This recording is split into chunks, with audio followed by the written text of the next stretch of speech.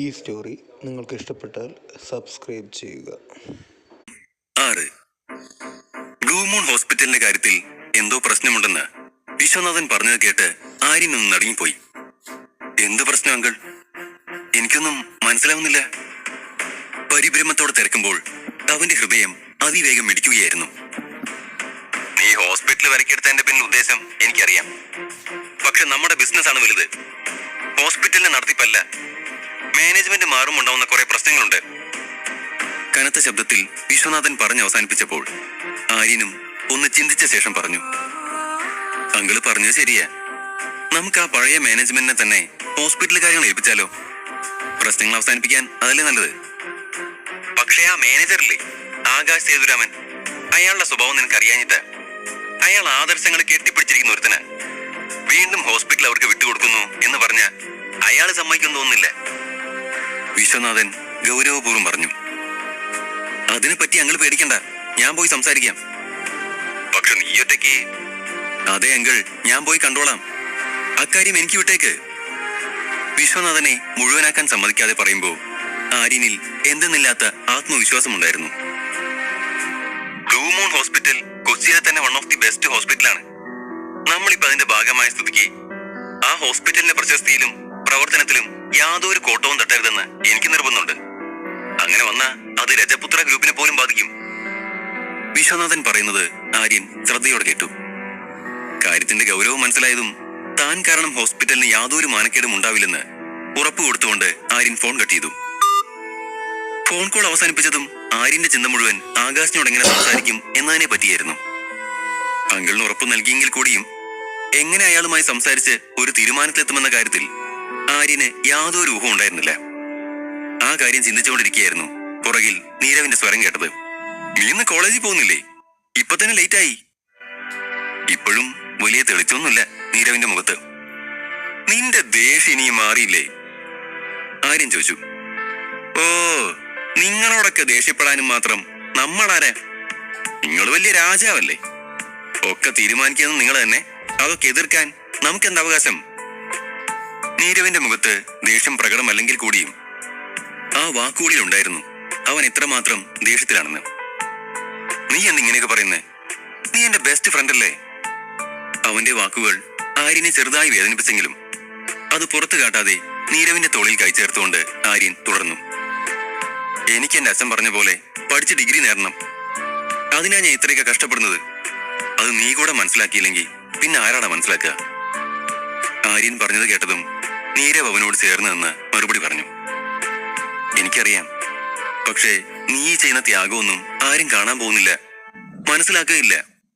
പിന്നെന്തിനാ? ആരെ കാണിക്കാനാ നീ ഇതൊക്കെ ചെയ്യുന്നേ? പക്ഷേ മുമ്പത്തെ പോലെ ഇനിയും എന്റെ വ്യക്തിത്വത്തെ ചോദ്യം ചെയ്യാൻ ഞാൻ ആരെയും അനുവദിക്കില്ല.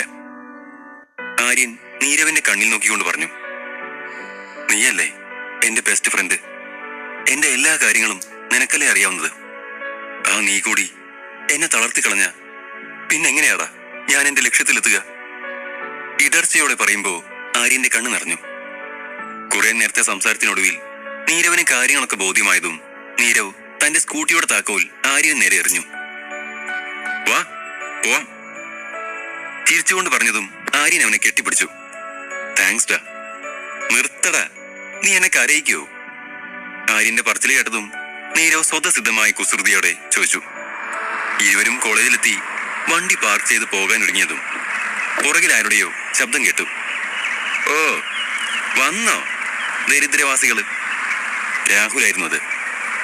കൂട്ടുകാർക്കൊപ്പം നിന്ന് ആര്യനെയും നീരവിനെയും കളിയാക്കുകയായിരുന്നു. നീ ഇന്നലെ രാത്രി എന്തൊരു ഷോ ആയിരുന്നു. നിന്റെ നിലയ്ക്കനുസരിച്ചൊന്നും അല്ലായിരുന്നല്ലോ നിന്റെ ഇന്നലത്തെ സംസാരം. ഇന്നെന്തേ ഒക്കെ പോയോ? എവിടെടാ നിന്റെ കാമുകിയും സ്പോർട്സ് കാറും ഒക്കെ? ഉച്ചത്തിൽ ചിരിച്ചുകൊണ്ട് രാഹുൽ പറഞ്ഞതും നീരവിനെ തട്ടിമാറ്റി ആര്യൻ രാഹുലിന്റെ അടുത്തേക്ക് നടന്നു. നീ എന്തിനാ രാഹുൽ ഇങ്ങനെ ഗതികെട്ടവന്മാരോട് സംസാരിക്കാൻ പോന്നേ? നിനക്ക് വേറെ പണിയൊന്നുമില്ലേ? രാഹുൽ ആര്യനെ കളിയാക്കുന്നത് കണ്ട് അവനൊപ്പം നിന്ന് അന്ന പുച്ഛത്തോടെ ചോദിച്ചു. ഒക്കെ കേട്ടിട്ടും ആര്യൻ മിണ്ടാതെ നിന്നതേ ഉള്ളൂ. അപ്പോഴും നീരവിന് ഇതൊന്നും സഹിക്കുന്നില്ലായിരുന്നു. ഇന്നലെ നീ തോറ്റതിന്റെ സങ്കടം മാറിയില്ലെന്ന് പറയടാ. അതുകൊണ്ടല്ലേ നിന്നോടൊരു പ്രശ്നത്തിനും വരാത്ത ഞങ്ങളെ നീ ആവശ്യമില്ലാതെ കളിയാക്കുന്നേ? നീരവ് രാഹുലിനെ പരിഹസിച്ചു. ദാ മിണ്ടാതിരുന്നോണം. ഒരുത്തനോട് ശത്രുത ഉണ്ടാവണമെങ്കിൽ പോലും അവന് മിനിമം ക്വാളിറ്റി വേണം. അന്തസ് എന്താന്ന് പോലും അറിയാത്ത നീ കൂടുതൽ പറയണ്ട.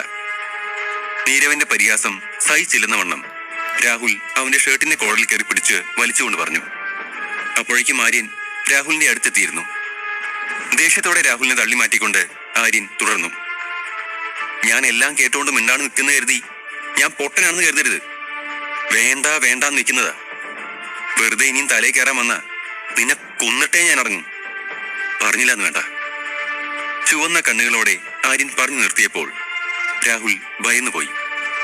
എന്നിട്ടും അത് പുറത്തു കാട്ടാതെ രാഹുൽ എതിർത്തു. വെറുതെ നിന്ന് നാടകം കളിക്കാതെ പോവാൻ നോക്കട.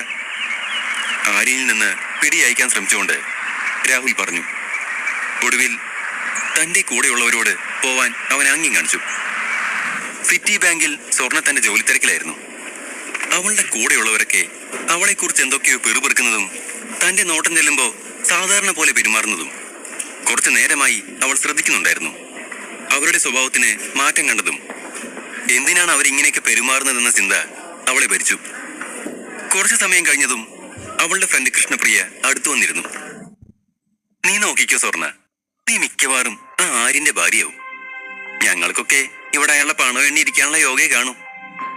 അവൾ സ്വർണ്ണയെ തട്ടിക്കൊണ്ട് കളിയായി പറഞ്ഞു. നീ എന്തൊക്കെയാ പറയുന്നേ? എനിക്കൊന്നും മനസ്സിലാവുന്നില്ല. കൃഷ്ണയുടെ സംസാരം രസിച്ചില്ലെന്ന മട്ടിൽ ചോദിക്കുമ്പോ സ്വർണ്ണ അസ്വസ്ഥതയോടെ നെറ്റിച്ചുളിച്ചു. ഓ പിന്നെ ഒന്നും അറിയാത്ത പോലെ. നീ എന്നോട് കള്ളം പറയാൻ നോക്കണ്ട. ഇന്നലെ നീ ആര്യൻ സാറിന്റെ കൂടെയായിരുന്നില്ലേ? അയാളുടെ വീട്ടിൽ പോയില്ലേ? ഒക്കെ ഞാൻ അറിഞ്ഞു. പതിഞ്ഞ ചിരിയോടെ തല താളത്തിൽ ചലിപ്പിച്ചുകൊണ്ട് കൃഷ്ണ പറഞ്ഞു. നീ ഇതെങ്ങനെ അറിഞ്ഞു? അത് കേട്ടതും സ്വർണ്ണയ്ക്ക് ദേഷ്യം വന്നെങ്കിലും അവൾ അത് പുറത്ത് കാണിക്കാതെ ചോദിച്ചു. എനിക്ക് മാത്രമല്ല, ഈ ബാങ്കിലുള്ള മുഴുവൻ ആൾക്കാർക്കും അതറിയാം. കൃഷ്ണ ചുറ്റും കണ്ണോടിച്ചുകൊണ്ട് പറഞ്ഞു. അതുകൂടി കേട്ടതും സ്വർണ്ണയ്ക്ക് സംശയം അധികരിച്ചു. ഇന്നലെ കാർ റേസിംഗിൽ തന്റെയും ആര്യന്റെയും ഫോട്ടോകൾ ഏതോ ഫേക്ക് അക്കൗണ്ടിൽ പോസ്റ്റ് ചെയ്തിരുന്നു. അതുകൊണ്ട് ഇന്ന് ബാങ്കിൽ മുഴുവൻ അതാണ് ചർച്ച. കൃഷ്ണ സ്വർണ്ണയ്ക്കും ആ ഫോട്ടോ കാണിച്ചു കൊടുത്തിരുന്നു. അത് കണ്ടപ്പോ തൊട്ട് ഒരു വെല്ലായ്മയാണ് മനസ്സിൽ. എടി, നിന്റെ ലൈഫ് സെറ്റായി, അവനെ വിട്ടുകളഞ്ഞേക്കല്ലേ? കൃഷ്ണ പൊട്ടിച്ചിരിച്ചോണ്ട് പറഞ്ഞു. നിങ്ങളൊക്കെ തെറ്റിദ്ധരിച്ചാണ്. ഞാനും ആര്യനും തമ്മിൽ നിങ്ങൾ വിചാരിക്കുന്ന പോലത്തെ ബന്ധമൊന്നുമില്ല. നല്ല ഫ്രണ്ട്സ് മാത്ര. സ്വർണ്ണ കൃഷ്ണയെ ബോധ്യപ്പെടുത്താൻ ശ്രമിച്ചു. ഒരാണിനും പെണ്ണിനും ഒരിക്കലും വെറും സുഹൃത്തുക്കൾ മാത്രമായിരിക്കാൻ പറ്റില്ലെന്ന് ആരോ പണ്ട് പറഞ്ഞിട്ടുണ്ട്. കൃഷ്ണ പറഞ്ഞുകൊണ്ട് പൊട്ടിച്ചിരിച്ചു. അയ്യോ, ഞാൻ പോട്ടെ, കുറെ വർക്ക് പെൻഡിങ് ഉണ്ട്. നിന്റെ പ്രേമകഥ പറയുന്നതിനിടയ്ക്ക് അത് ഞാൻ മറന്നു. വെപ്രാളപ്പെട്ട് പറഞ്ഞുകൊണ്ട് കൃഷ്ണ തന്റെ സീറ്റിലേക്ക് പോയി. എന്നാലും ആരാവും അങ്ങനെ ഫോട്ടോകൾ എടുത്തത്? ഇനിയിപ്പോ ആര്യന്റെ തന്നെ പണിയാവൂ? കൃഷ്ണ പോയ വഴിയെ സ്വർണ്ണ ചിന്തിച്ചുകൊണ്ടിരുന്നു. ആര്യനും നീരവും ക്യാൻറ്റീനിൽ ഇരിക്കുകയായിരുന്നു. അവിടേക്ക് രാഹുലും അവന്റെ ഗ്യാങ്ങും വന്നു. നീ മത്സരത്തിന് റെഡിയാണോ? രാഹുലിനൊപ്പം വന്നവരിൽ ഒരാൾ ആര്യന്റെ അടുത്ത് പോയി ചോദിച്ചു. അത് കേട്ടതും ആര്യനും നീരവും എന്തെന്നറിയാതെ അവനെ നോക്കി നിന്നു. നീ രാഹുലുമായി ഒരു ഫുട്ബോൾ മാച്ച് കളിക്കണം. അഥവാ നീ തോറ്റ ഈ കോളേജിലെ മുഴുവൻ ആൾക്കാരും നോക്കി നിൽക്കേ നീ എന്റെ ചെരുപ്പ് നക്കേണ്ടി വരും. മാപ്പും പറയണം. സമ്മതാണോ? രാഹുൽ വെല്ലുവിളിച്ചു. അത് കേട്ടതും രാഹുലിന്റെ കൂടെയുള്ള മറ്റുള്ളവരും ചിരിക്കാൻ തുടങ്ങി. രാഹുലിന്റെ സന്മനസ്സുള്ളത് കൊണ്ട് വേണമെങ്കിൽ അവൻ നിന്നോട് ക്ഷമിക്കും. രാവിലെ മുതലുള്ള രാഹുലിന്റെ ഓരോ പ്രവൃത്തിയും കാര്യമാക്കാതിരുന്ന ആര്യൻ പക്ഷേ ഇത്തവണ നിയന്ത്രണം വിട്ടുപോയി. നിങ്ങൾ ഏത് മത്സരത്തെ പറ്റിയാ പറയുന്നത് എനിക്ക് മനസ്സിലാവുന്നില്ല. ടേബിളിൽ കൈകൊണ്ടിടിച്ച് അവൻ ഉച്ചത്തിൽ ചോദിച്ചു. അത് കേട്ടതും രാഹുലിന്റെ കൂടെയുള്ള ഒരാൾ ഒരു നോട്ടീസ് ആര്യന്റെ മുന്നിൽ കൊണ്ടുവച്ചു. അതിൽ ആര്യന്റെയും രാഹുലിന്റെയും ഫോട്ടോയും മത്സരത്തിന്റെ വിവരങ്ങളുമൊക്കെ ചേർത്തിരുന്നു. ഫുട്ബോൾ മാച്ചിനെ പറ്റിയാ പറഞ്ഞേ. രാഹുൽ നിന്നെ വെല്ലുവിളിച്ചിരിക്കുക. നാളെ രാവിലെയാണ് മത്സരം. നാളെ വാ. നിനക്ക് കഴിവുണ്ടോ ഇല്ലയോ നോക്കട്ടെ. നിന്റെ കാമുകിയില്ലേ, അവളെയും വിളിച്ചോ? വഷള ചിരിയോടെ രാഹുൽ പറഞ്ഞു. അത് കേട്ടതും ആര്യൻ ഒന്ന് ചിരിച്ചതേ ഉള്ളൂ. അവന്റെ ആ പ്രതികരണം രാഹുലിനെ പിന്നെയും ദേഷ്യം പിടിപ്പിച്ചു. നിന്റെ ഈ ആറ്റിറ്റ്യൂഡൊക്കെ വേറെ ആരുടെങ്കിലും പോയി കാണിക്കടാ. ധൈര്യം ഉണ്ടെങ്കിൽ നീ മത്സരത്തിൽ ജയിച്ചു കാണിക്കേ. മെഡിക്കൽ കഴിയട്ടെ, എന്നിട്ട് വേണം നിന്നെ എനിക്കൊന്ന് കാണാൻ. ആര്യന്റെ ചെവിയോരം വന്നെന്ന് രാഹുൽ പറഞ്ഞു. മെഡിക്കലോ? ആര്യൻ സംശയത്തോടെ ചോദിച്ചു. നീ നോട്ടീസ് വായിച്ചില്ലേ? അത് ശരിക്കും വായിച്ചു നോക്ക്, ഇംഗ്ലീഷിലാ എഴുതിയത്. പറഞ്ഞു തീർത്തതും രാഹുൽ അവന്റെ കൂട്ടുകാരുമായി പുറത്തേക്ക് നടന്നു. എനിക്ക് ആ രാഹുലിന്റെ കയ്യും കാലും തല്ലിയൊടിച്ച് അവനെ റോഡിൽ പിച്ചെടുക്കുന്ന പരുവത്തിലാക്കാൻ തോന്നുന്നുണ്ട്. രാഹുൽ പോയ വഴിയെ നോക്കി നീരവ് പല്ല് ഞെരിച്ചുകൊണ്ട് പറഞ്ഞു. നീയത് വിട്, ബുദ്ധിയില്ലാത്തവരോട് സംസാരിച്ചിട്ട് വല്ല കാര്യമുണ്ടോ? ആര്യൻ ചിരിച്ചു. അത് കഴിഞ്ഞതും ഇരുവരും നോട്ടീസ് വായിച്ചു. അതിൽ ഇങ്ങനെ എഴുതിയിരുന്നു: ഇന്ന് വൈകുന്നേരത്തിനുള്ളിൽ നിങ്ങളുടെ രക്തസാമ്പിളുകൾ ഓഫീസിൽ എത്തിക്കേണ്ടതാണ്. മെഡിക്കൽ ടെസ്റ്റ് നടത്താത്ത വിദ്യാർത്ഥികളെ മത്സരത്തിൽ പങ്കെടുപ്പിക്കുന്നതല്ല. വാ, മെഡിക്കൽ റൂമിൽ പോവാ. ബ്ലഡ് സാമ്പിൾ സ്പോർട്സ് ടീച്ചറെ ഏൽപ്പിക്കണം. ആര്യൻ നീരവിനോട് പറഞ്ഞുകൊണ്ട് വേഗത്തിൽ മെഡിക്കൽ റൂം ലക്ഷ്യമാക്കി ഓടി. ആര്യൻ അവിടെ എത്തുമ്പോൾ രാഹുലും സുഹൃത്തുക്കളും അവിടെ ഉണ്ടായിരുന്നു. അവരെന്തോ പ്ലാൻ ഇടുന്നുണ്ടായിരുന്നു. അവിടെ നിന്ന മെയിൽ നേഴ്സിനോട് പണത്തെപ്പറ്റി പേടിക്കണമെന്നും ആര്യന്റെ ബ്ലഡ് ആദ്യം പരിശോധിക്കണമെന്നും അത് രാഹുലിന് കൊടുക്കണമെന്നും അവർ കരാറുണ്ടാക്കി. അയ്യോ, ആരെങ്കിലും പറഞ്ഞാൽ എന്റെ ജോലി തെറിക്കും, നേഴ്സ് പേടിയോടെ പറഞ്ഞു. എന്തെങ്കിലും ആരെങ്കിലും അറിഞ്ഞ ആര്യം പറഞ്ഞിട്ടാണെന്ന് ഞങ്ങൾ പറഞ്ഞോളാം. സാറ് പേടിക്കണ്ട, ആര്യനെ ആരും വിശ്വസിക്കാൻ പോകുന്നില്ല. രാഹുൽ മറുപടി കൊടുത്തു. പണത്തോടുള്ള ആർത്തി കാരണം നേഴ്സ് ആര്യന്റെ ബ്ലഡ് രാഹുലിന് കൈമാറാമെന്ന് സമ്മതിച്ചു. അതേസമയം തന്നെ ആര്യൻ നീരവനൊപ്പം മെഡിക്കൽ റൂമിലേക്ക് എത്തിയിരുന്നു. ഓക്കെ സാർ, എന്റെ കാര്യം കഴിഞ്ഞു, ആര്യനെ നോക്കിക്കൊണ്ട് രാഹുൽ പറഞ്ഞു. ശേഷം ആര്യനെ ഇരുത്തി നോക്കിക്കൊണ്ട് അവിടെ നിന്നും പോയി. ബ്ലഡ് കൊടുത്തു കഴിഞ്ഞതും ആര്യനും നീരവനൊപ്പം ക്ലാസ്സിലേക്ക് മടങ്ങി. ഉച്ച കഴിഞ്ഞതും ആര്യനും നീരവും കൂടി ഹോസ്പിറ്റലിലേക്ക് പോയി. അവർ ഉള്ളിലേക്ക് കടന്നതും സ്വർണ്ണ അവിടെ നിന്ന് ഫോം പൂരിപ്പിക്കുന്നുണ്ടായിരുന്നു. സ്വർണ്ണയെ കണ്ട മാത്രയിൽ ആര്യന്റെ ചുണ്ടിൽ ഒരു ചിരി വിരിഞ്ഞു. ഇരുവരെയും കണ്ട് നീരവനും ചിരി വന്നു. നീ ഇവിടെ തന്നെ നിൽക്കാനാണോ ഉദ്ദേശം, അതോ അവളോട് പോയി സംസാരിക്കൂ? അത് കേട്ടതും ആര്യൻ സ്വർണ്ണയുടെ അടുത്തേക്ക് ചെന്നു. ഹലോ സ്വർണ്ണ, സുഖമല്ലേ? അവന്റെ ശബ്ദം കേട്ടതും സന്തോഷം തോന്നിയെങ്കിലും നിമിഷ നേരം കൊണ്ട് അവളുടെ ഭാവം മാറി. അവൾ ആര്യനെ കാണുമ്പോൾ രാഹുൽ പറഞ്ഞ കാര്യങ്ങൾ ഓർമ്മ വന്നു. ഹലോ, അവൾ പതുക്കെ പറഞ്ഞു. അച്ഛൻ എങ്ങനെയുണ്ട്? ആര്യൻ ചോദിച്ചു. ഇപ്പൊ കുഴപ്പമൊന്നുമില്ല, അവൾ ഒട്ടും മയമില്ലാതെ പറഞ്ഞു. അപ്പോഴും അവൾ ചിന്തിക്കുകയായിരുന്നു, ആര്യൻ തന്നെ മുതലെടുക്കാൻ ശ്രമിക്കുകയാണോ എന്ന്. അതുകൊണ്ടാണോ അവൻ പിന്തുടരുന്നത്? അവൻ എന്തെങ്കിലും പറയുന്നതിന് മുൻപേ ഞാൻ തന്നെ പറയാം, അവൾ ചിന്തിച്ചു. നിങ്ങൾ എന്താ പറയാൻ പോകുന്നതെന്ന് എനിക്ക് മനസ്സിലായി, സ്വർണ്ണ ആര്യന്റെ മുഖത്ത് നോക്കി പറഞ്ഞു. ആര്യൻ ഒന്നും മനസ്സിലാവാതെ അവളെ നോക്കി. സ്വർണ്ണാകെ വെപ്രാളപ്പെട്ട് നിൽക്കുകയായിരുന്നു. ഞാൻ നിങ്ങളുടെ പണമൊക്കെ എത്രയും പെട്ടെന്ന് തിരിച്ചു തരും, അവൾ ഒരു നിമിഷം ആലോചിച്ച ശേഷം പറഞ്ഞു. അത് കേട്ടതും ആര്യൻ പൊട്ടിച്ചിരിക്കാൻ തുടങ്ങി. അതിന്റെ ആവശ്യമൊന്നുമില്ല, അവൻ അവളുടെ കണ്ണിലേക്ക് നോക്കി പറഞ്ഞു. എനിക്ക് കുറച്ച് തിരക്കുണ്ട്. ആര്യനെ മുഴുവൻ പറയാൻ സമ്മതിക്കാതെ അവൾ ഇടയിൽ കയറി പറഞ്ഞുകൊണ്ട് തിരിഞ്ഞു നടന്നു. സ്വർണ്ണയുടെ പെട്ടെന്നുള്ള മാറ്റം ആര്യൻ അമ്പരപ്പുണ്ടാക്കി. ഓരോരത്തായി മാറി നിന്ന നീരവിനും അത് കണ്ട് വിഷമം തോന്നി. എടാ, ആ പെണ്ണെന്തൊരു സ്വാർത്ഥയാ, ഒരു നന്ദി പോലും പറഞ്ഞല്ലോ. ആര്യൻ നോക്കി നീരവ് പറഞ്ഞു. എനിക്ക് മനസ്സിലാവുന്നില്ല, അവളെന്താ ഇങ്ങനെയെന്ന്. ആ, അത് പോട്ടെ, നമുക്ക് ആകാശിനെ കാണാൻ പോവാം. ആര്യൻ പറഞ്ഞതും ഇരുവരും മാനേജറിന്റെ ക്യാബിനിലേക്ക് കടന്നു. ക്യാബിന് മുൻപിലെത്തിയവർ അനുവാദം ചോദിച്ചുകൊണ്ട് വാതിലിൽ മുട്ടി. വരൂ, അകത്തുനിന്ന് പറഞ്ഞത് കേട്ട് ഇരുവരും അകത്തേക്ക് കടന്നു. ആകാശ് എന്തൊക്കെയോ ഫയലുകൾ പരിശോധിക്കുന്ന തിരക്കിലായിരുന്നു. ഇതുവരെ ആര്യനെ കണ്ടിട്ടില്ലാത്തതുകൊണ്ട് ആകാശിന് ആളെ മനസ്സിലായില്ല. എന്താ വേണ്ടേ? അയാൾ അലസമായി ചോദിച്ചു. ഞാൻ ആര്യൻ രജപുത്ര. ആര്യൻ സ്വയം പരിചയപ്പെടുത്തി. ആ പേര് കേട്ടതും ആകാശിന്റെ ഭാവം മാറി. നിങ്ങൾ എന്നോട് ഇവിടുന്ന് ഒഴിഞ്ഞു പോകാൻ പറയാനാ വന്നതെന്ന് എനിക്കറിയാം. നിങ്ങൾ പറയണ്ട, എന്റെ ജോലി കഴിഞ്ഞു, ഞാൻ പോവുക. അയാൾ താല്പര്യമില്ലാതെ പറഞ്ഞുകൊണ്ട് ഫയലുകളൊക്കെ അടുക്കി വെച്ചു. അല്ല, നിങ്ങൾ തെറ്റിദ്ധരിച്ചതാ, ഞാൻ അതിനല്ല വന്നത്, അയാളെ നോക്കി ആര്യൻ പറഞ്ഞു. സാർ, എനിക്ക് നിങ്ങളെ മനസ്സിലാവും, നിങ്ങൾ വലിയ പണക്കാരന്.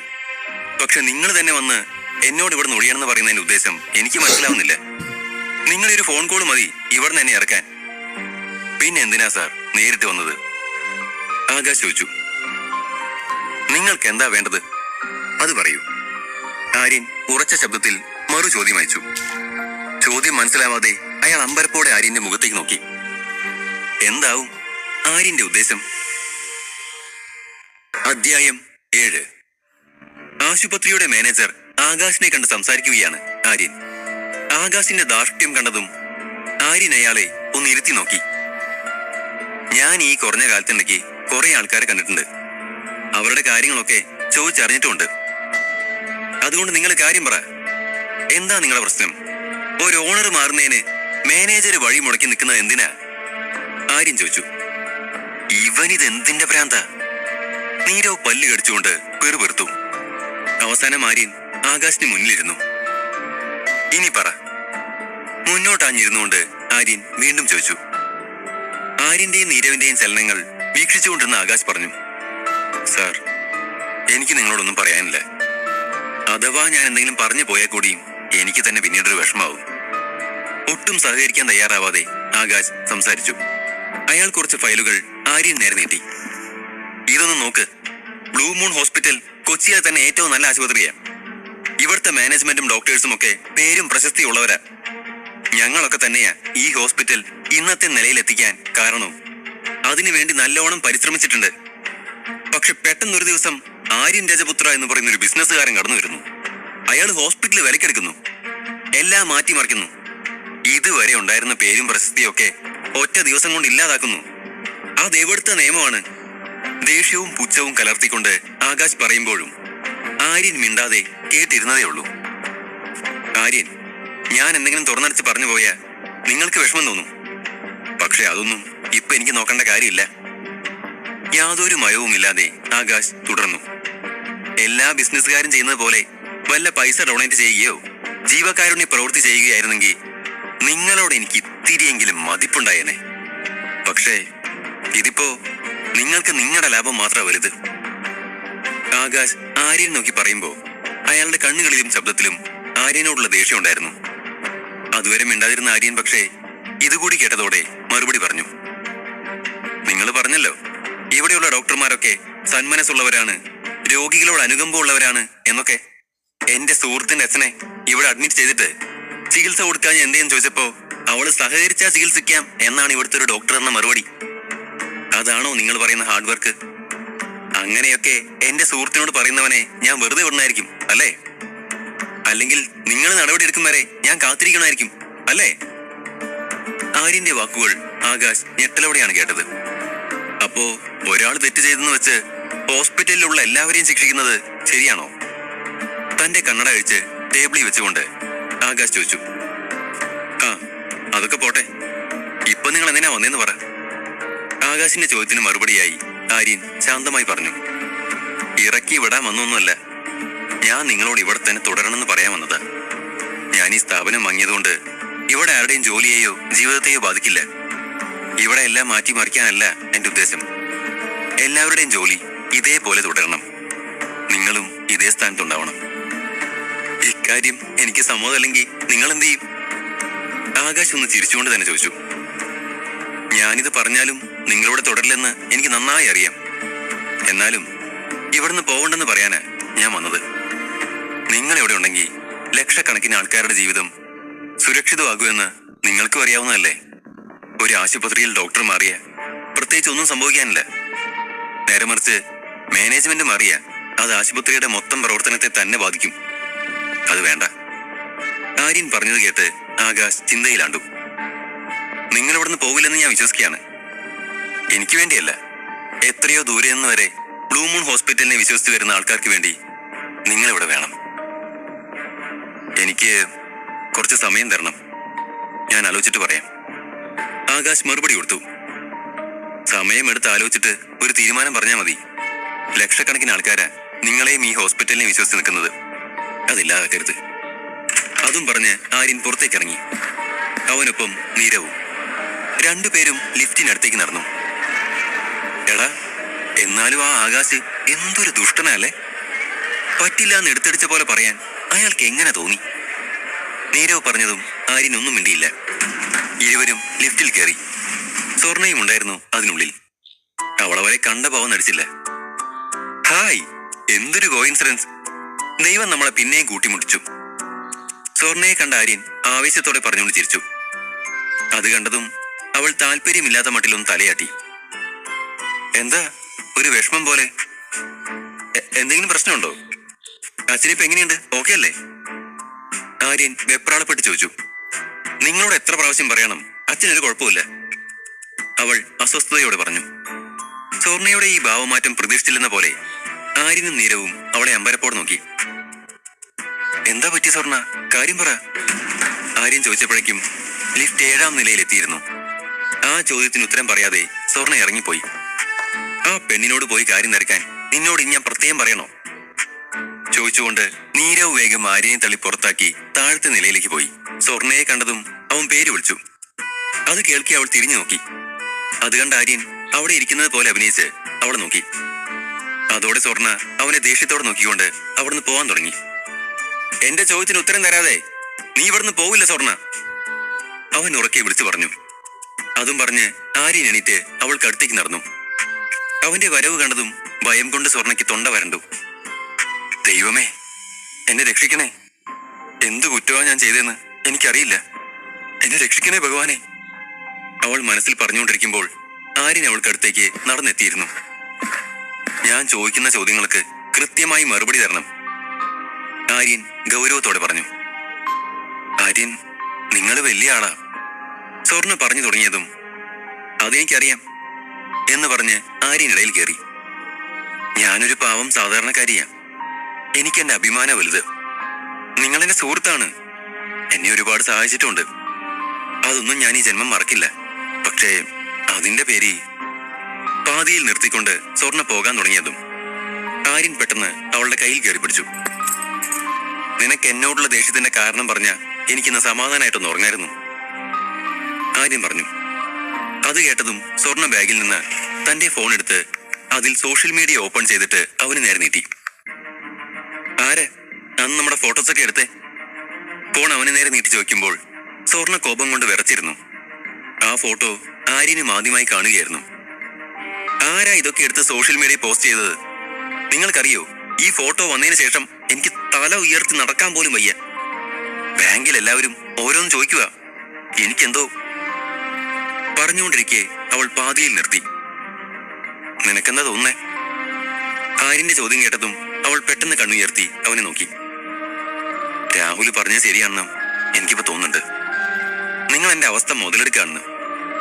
അന്നയെ ചതിച്ച പോലെ എന്നെ നിങ്ങൾ ചതിക്കും. എന്താ നീ എന്തൊക്കെ വിഡിത്തങ്ങളെ വിളിച്ചു പറയുന്നേ? ആരാ ഈ ഫോട്ടോസ് എടുത്തതെന്ന് കൂടി എനിക്കറിയില്ല, പക്ഷെ ഞാനത് കണ്ടുപിടിക്കും. പിന്നെ എനിക്ക് നിന്നോട് മോശമായി പെരുമാറണം എന്നായിരുന്നെങ്കിൽ അന്ന് രാത്രി തന്നെ അതാവായിരുന്നു.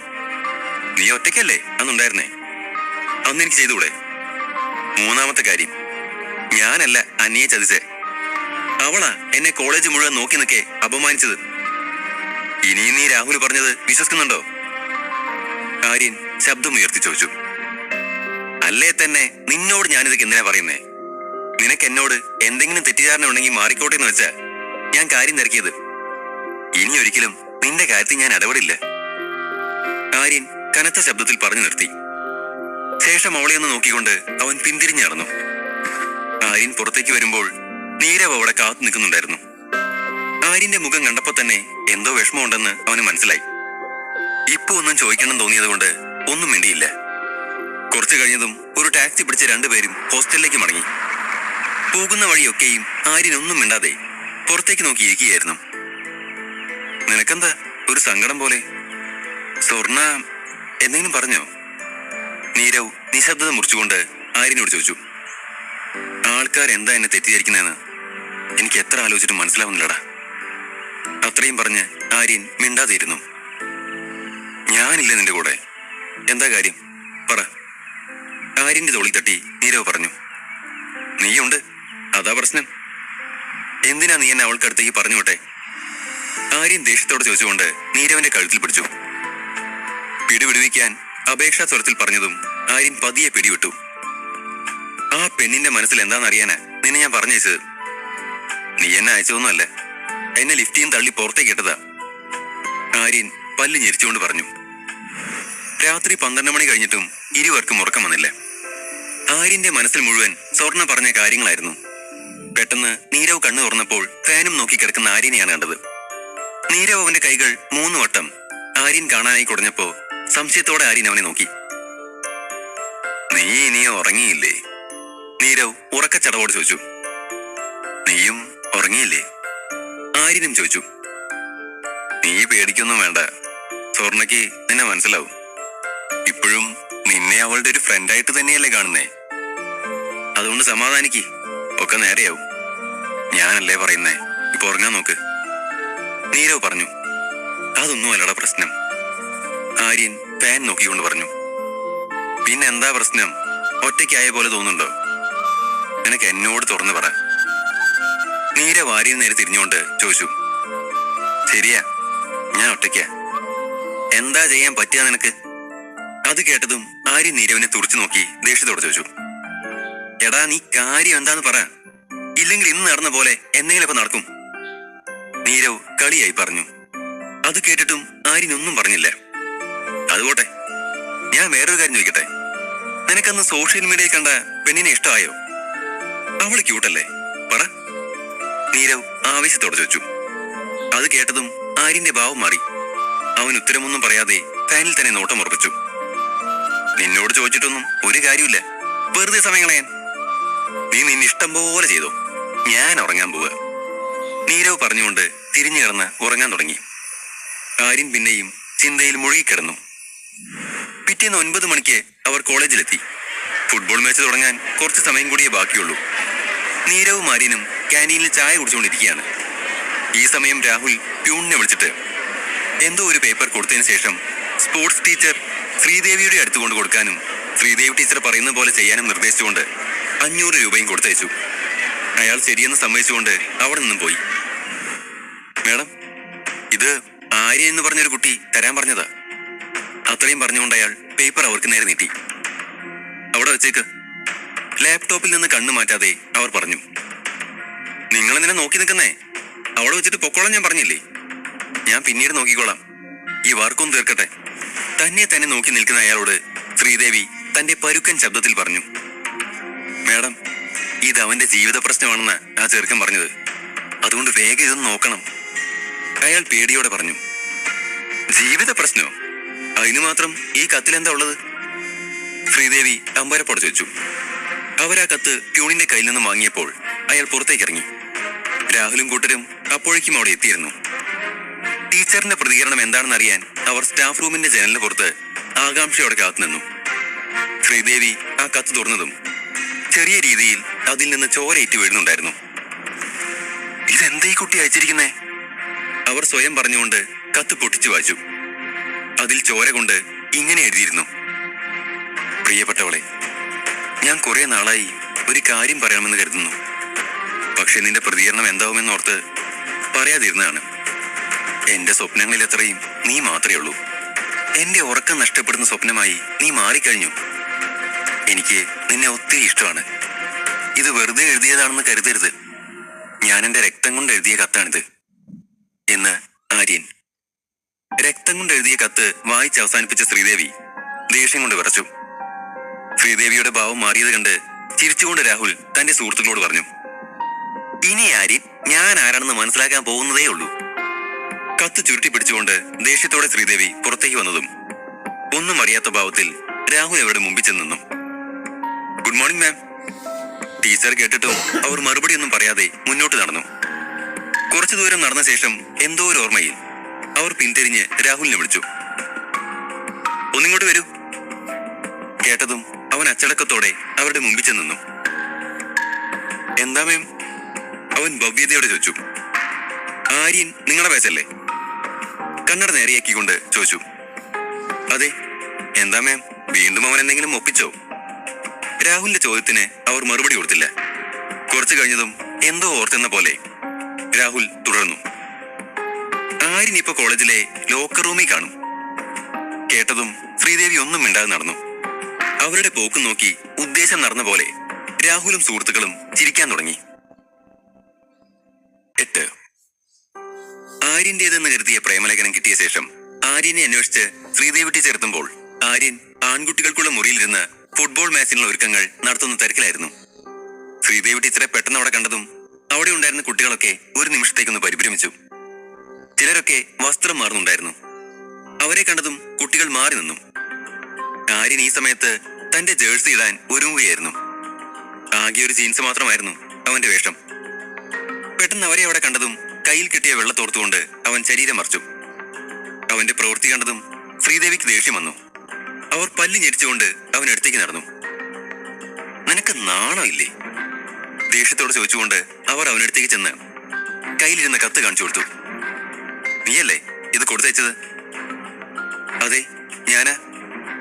അവൻ സമ്മതിച്ചു. ഇതുകൂടി കേട്ടതും ശ്രീദേവിക്ക് ദേഷ്യം അധികരിച്ചു. നിനക്ക് എങ്ങനെ തോന്നി എന്നോട് ഇത് ചെയ്യാൻ? എവിടുന്ന് കിട്ടി നിനക്ക് എത്ര ധൈര്യം? മാം, ഇത് നിയമമല്ലേ? അത് എല്ലാവർക്കും ഒരുപോലെയല്ലേ? ബ്ലഡ് ടെസ്റ്റ് റിസൾട്ട് എല്ലാവരും തരണല്ലോ. അവരുടെ ചോദ്യത്തിന് ആര്യൻ ശാന്തമായി മറുപടി കൊടുത്തു. അതേസമയം തന്നെ നീരവും അങ്ങോട്ടേക്ക് വന്നു. അവൻ ശ്രീദേവി പറഞ്ഞൊക്കെയും കേട്ടിരുന്നു. അപ്പോഴേക്കും രാഹുലും കൂട്ടുകാരും കൂടെ വന്നു. അതേ മാം, അത് റൂളല്ലേ, അതിലെന്താ ഇത്ര തെറ്റ്? നീരവ് ആര്യനടുത്തു നിന്നുകൊണ്ട് ചോദിച്ചു. സ്വന്തം ടീച്ചർക്ക് ലവ് ലെറ്റർ തരണം എന്നുള്ളത് എവിടുത്തെ നിയമ? ദേഷ്യത്തോടെ പറഞ്ഞുകൊണ്ട് അവർ പേപ്പർ നീരവിന്റെ മുഖത്തേക്ക് വലിച്ചെറിഞ്ഞു. അത് കേട്ടതും ആര്യനും നീരവും പരസ്പരം നോക്കി. നിനക്ക് ശ്രീദേവി ടീച്ചറോട് പ്രേമമാണോ? നീ ഇങ്ങനെ ഒരാളെ സെലക്ട് ചെയ്യുന്ന ഞാൻ സ്വപ്നത്തിൽ പോലും കരുതിയില്ല. നീരവ് പതിയെ പറഞ്ഞു. മണ്ടത്തരം പറയണ്ട, കത്തിങ്ങെടുക്ക്. ആര്യൻ പറഞ്ഞതും നീരവ് നിലത്ത് കിടന്ന കത്തെടുത്ത് നിവർത്തി വായിക്കാൻ തുടങ്ങി. മാഡം, ഞാനിങ്ങനെ ചെയ്തിട്ടില്ല. ഇത് വേറെ ആരോ. വായിച്ചു തീർന്നതും നീരവിൽ നിന്ന് കത്ത് പിടിച്ച് വാങ്ങിക്കൊണ്ട് ആര്യൻ പറഞ്ഞു. ആര്യന്റെ നോട്ടം ശ്രീദേവിക്ക് പിറകിൽ നിന്ന് ഗോഷ്ടി കാണിക്കുന്ന രാഹുലിൽ ചെന്നെത്തി. അതോടെ അവന് കാര്യങ്ങൾ ഏകദേശം ബോധ്യപ്പെട്ടു. നിന്നെ ഞാൻ ഈ മാച്ചിൽ നിന്ന് പുറത്താക്കുക. പോരാതെ ഈ കോളേജിലെ ഇനി ഒരു മത്സരത്തിനും നീ പങ്കെടുക്കാതിരിക്കാനുള്ള പണിയും ഞാൻ ചെയ്യും. ദേഷ്യത്തോടെ പറഞ്ഞു തീർത്ത് അവർ പുറത്തേക്ക് നടന്നു. മാഡം, എന്നെ വിശ്വസിക്കണം, ഞാൻ ഇങ്ങനെയൊന്നും ചെയ്തിട്ടില്ല.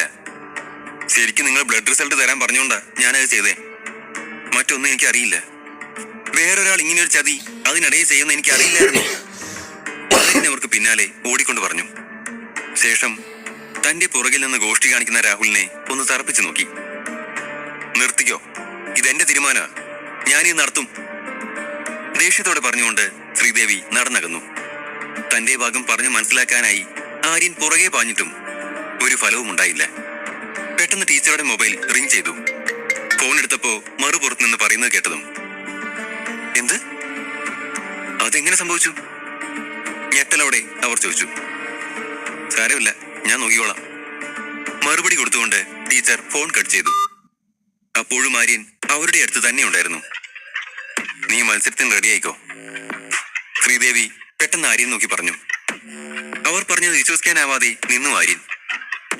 നിന്റെ ടീം ക്യാപ്റ്റന് ഒരു ആക്സിഡന്റ്, അതുകൊണ്ട് നിന്നെയാ ഞാൻ ആ സ്ഥാനത്തേക്ക് നിർദ്ദേശിച്ചിരിക്കുന്നത്.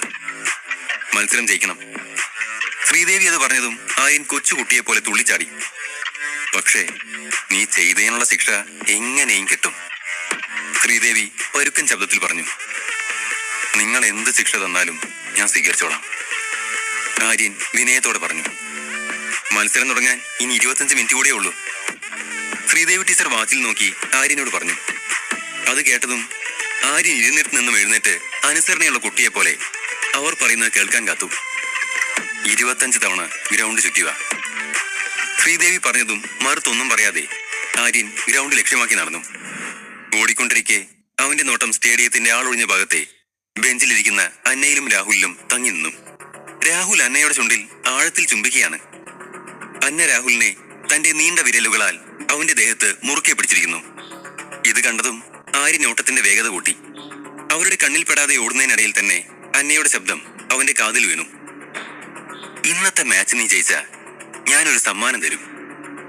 എന്നുവെച്ച ഇന്ന് എന്റെ മുറിയിൽ നീയും ഞാനും മാത്രമായിരിക്കും എന്നല്ലേ? അവൾ പറഞ്ഞതും രാഹുൽ ഒരു കുസൃതിയോടെ ചോദിച്ചു. യെസ്, നീയും ഞാനും മാത്രം, അന്ന ഒരു പ്രത്യേക ഭാവത്തിൽ പറഞ്ഞു. ഇത്തവണ എന്തോ അവരുടെ സംസാരങ്ങൾക്ക് ആര്യൻ ചെവി കൊടുത്തില്ല. അന്നയെ പോലൊരു പെണ്ണിനെ പ്രപ്പോസ് ചെയ്യാൻ തോന്നിയതിൽ അവന് സ്വയം പുച്ഛം തോന്നി. ആര്യൻ പെട്ടെന്ന് തന്നെ അവന്റെ ശിക്ഷ തീർക്കാൻ തീരുമാനിച്ചു. ഇനിയും 10 മിനിറ്റ് മാത്രമേ മാച്ച് തുടങ്ങാൻ ബാക്കിയുള്ളൂ. ഈ മാച്ച് അത്രയും പ്രധാനപ്പെട്ടതാണെന്ന് അവൻ അറിയാമായിരുന്നു. മാച്ച് ജയിച്ചാൽ മാത്രമേ അവൻ ചെയ്യാത്ത കുറ്റത്തിന് ശ്രീദേവി ടീച്ചർ ക്ഷമിക്കുകയുള്ളൂ. ഈ മാച്ച് സയൻസ് ഡിപ്പാർട്ട്മെന്റും കൊമേഴ്സ് ഡിപ്പാർട്ട്മെന്റും തമ്മിലാണ് നടക്കുന്നത്. അതുകൊണ്ട് തന്റെ കൊമേഴ്സ് ടീം തോൽക്കാൻ പാടില്ലെന്ന് ആര്യൻ നിർബന്ധമുണ്ടായിരുന്നു. കുറച്ചു സമയത്തിനകം ആര്യൻ 25 റൗണ്ട് ഓട്ടം പൂർത്തിയാക്കി.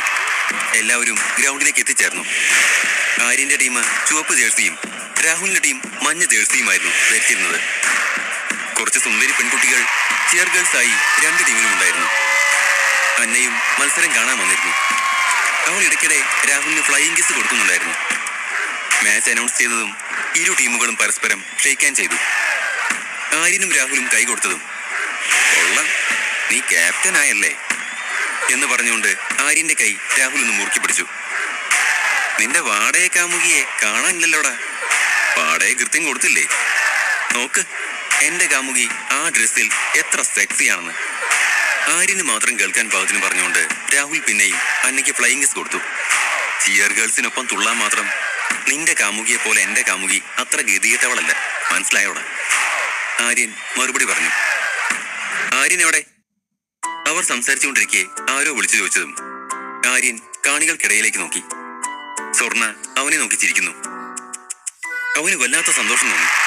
അവൻ ആവേശത്തോടെ അവൾക്ക് നേരെ കൈവീശി. സ്വർണയെ കണ്ടതും രാഹുൽ ഞെട്ടിപ്പോയി. രാഹുലും അവൾക്ക് നേരെ കൈവീശെങ്കിലും അവൾ പെട്ടെന്ന് മുഖം തിരിച്ചു കളഞ്ഞു. ഞാൻ നിന്നോട് പറഞ്ഞതല്ലേ, നിന്റെ കാമുകിയെ പോലെ ചീപ്പല്ല എന്റെ കാമുകിയെന്ന്. ആര്യൻ ചിരിയോടെ പറഞ്ഞു. അത് കഴിഞ്ഞതും വിസിലടിച്ചു. മാച്ച് ആരംഭിച്ചു. കാണികളുടെ ഹൃദയമെടുപ്പ് വർദ്ധിച്ചു. കുറച്ചു കഴിഞ്ഞതും രാഹുലിന്റെ ടീം ആദ്യ ഗോളടിച്ചു. പക്ഷെ ആര്യൻ അത് കാര്യമാക്കിയില്ല. കുറച്ചു കഴിഞ്ഞതും ആര്യന്റെ കാൽക്കൽ ബോൾ വന്നു. അവൻ ഗോൾ അടിക്കാൻ നോക്കിയതും രാഹുൽ കാലുകൊണ്ട് അവനെ വീഴ്ത്തി. ഫൗൾ ഫൗൾ എന്ന് ആര്യന്റെ ടീം മെമ്പേഴ്സ് വിളിച്ചു പറഞ്ഞെങ്കിലും ആരും അത് കാര്യമാക്കിയില്ല. രാഹുലും ടീമും ഇതേ രീതിയിലൂടെ ഗോൾ നേടിക്കൊണ്ടിരുന്നു. അത് കണ്ടതും ആര്യൻ രാഹുലിനെ ദേഷ്യത്തോടെ നോക്കി. ഇത് കുട്ടിക്കളിയൊന്നുമല്ല, പോയി വീട്ടിരിയടാ കുപ്പിപ്പാലും കുടിച്ച്. രാഹുൽ കളിയാക്കി. അത് കേട്ടതും ആര്യൻ അവനെ തുറച്ചു നോക്കി. അത് ഗൗനിക്കാതെ രാഹുൽ ഗോളിന് വേണ്ടി ഓടി. രാഹുൽ അടുത്ത് ഗോൾ അടിക്കാനായി തയ്യാറെടുത്തതും ആര്യൻ കാല് കുറുകെ വെച്ച് രാഹുലിനെ വീഴ്ത്തി ഗോളടിച്ചു. പകരത്തിന് പകരം എന്ന് വിളിച്ചു പറഞ്ഞു. പിന്നീട് രാഹുലിന്റെ ടീം ചെയ്യുന്നത് പോലെ തന്നെ ആര്യന്റെ ടീമും ഗോൾ അടിക്കാൻ തുടങ്ങി. രാഹുൽ ആര്യനെ പകയോടെ നോക്കി. അയ്യോ, നിനക്ക് ദേഷ്യം വരുന്നുണ്ടോ? ഓ വീട്ടിൽ പോ, കുപ്പിപ്പാലും കുടിച്ചിരിക്കെ. ആര്യൻ രാഹുലിനെ കളിയാക്കിയ ശേഷം തന്റെ നെറ്റിയിലെ വിയർപ്പ് തുടച്ച് അവൻ കളിയിൽ മുഴുകി. കമോൺ രാഹുൽ, അന്ന വിളിച്ചു പറഞ്ഞുകൊണ്ടിരുന്നു. പക്ഷെ ഇത്തവണ ആര്യന്റെ ടീമിന് ആവേശമേറി. അവർ രാഹുലിനെ സ്കോർ ചെയ്യാൻ സമ്മതിക്കാതെ മുന്നേറിക്കൊണ്ടിരുന്നു. ഇത് കണ്ടതും രാഹുൽ ഹാഫ് ടൈമിൽ തന്റെ ടീമിനെ വിളിച്ചുകൂട്ടി എന്തൊക്കെയോ തന്ത്രങ്ങൾ മെനയാൻ തുടങ്ങി. മറുവശത്ത് ആര്യനും അവന്റെ ടീമുമായി ചർച്ചയിലായിരുന്നു. രാഹുലിന്റെ ടീമിനെ നോക്കി വേണം നമ്മളും കളിക്കാൻ. അവരെങ്ങനെ നീങ്ങുന്നോ അതുപോലെ നമ്മളും, അതിൽ പരം ഒന്നും വേണ്ട, ആര്യൻ പറഞ്ഞു. കുറച്ചു കഴിഞ്ഞതും കളി പിന്നെയും തുടങ്ങി. രാഹുലിന്റെ ടീം ആര്യന്റെ ടീമിനെ വളഞ്ഞു. രാഹുലിന്റെ കാൽക്കിലായിരുന്നു ഗോൾ. ആര്യൻ അടുത്തേക്ക് വരും തോറും രാഹുൽ അവനെ തള്ളി മാറ്റാൻ ശ്രമിച്ചു. പക്ഷെ ഇത്തവണ രാഹുലിനേക്കാൾ മുൻപ്